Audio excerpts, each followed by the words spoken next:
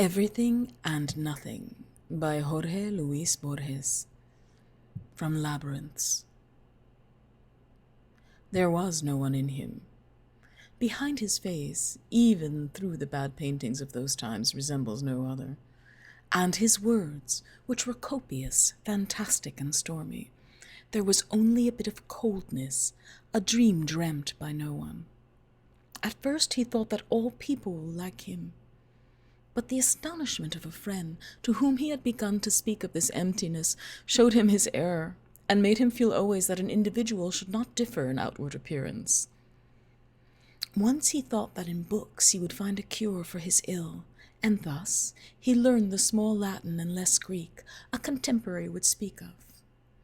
Later, he considered that what he sought might well be found in an elemental rite of humanity, and let himself be initiated by Anne Hathaway one long June afternoon. At the age of 20-odd years, he went to London. Instinctively, he had already become proficient in the habit of simulating that he was someone, so that others would not discover his condition as no one.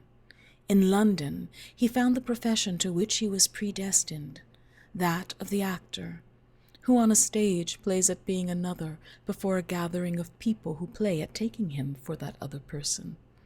His histrionic tasks brought him a singular satisfaction, perhaps the first he had ever known. But once the last verse had been acclaimed, and the last dead man withdrawn from the stage, the hated flavor of unreality returned to him. He ceased to be Ferrex or Tamburlaine, and became no one again.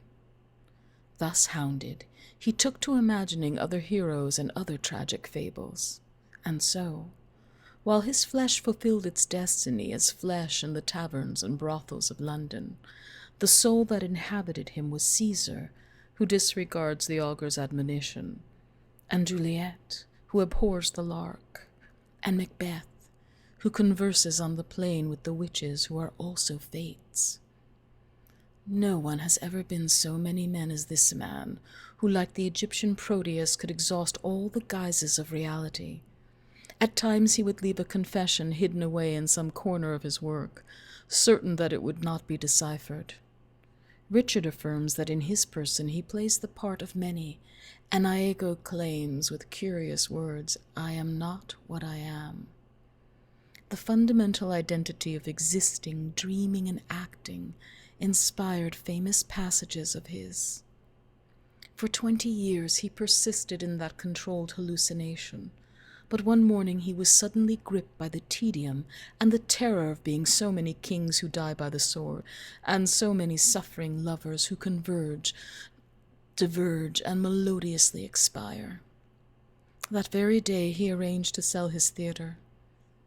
Within a week he had returned to his native village, where he recovered the trees and rivers of his childhood, and did not relate them to the others his muse had celebrated, illustrious and mythological allusions with Latin terms.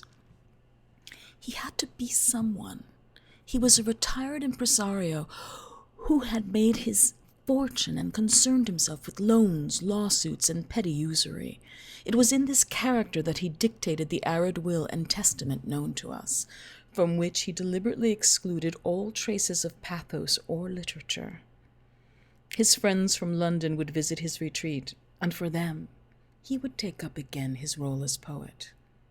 History adds that before or after dying, he found himself in the presence of God, and told him, "I, who have been so many men in vain, want to be one and myself." The voice of the Lord answered from a whirlwind, "Neither am I anyone. I have dreamt the world as you dreamt your work, my Shakespeare, and among the forms in my dream are you, who, like myself, are many and no one."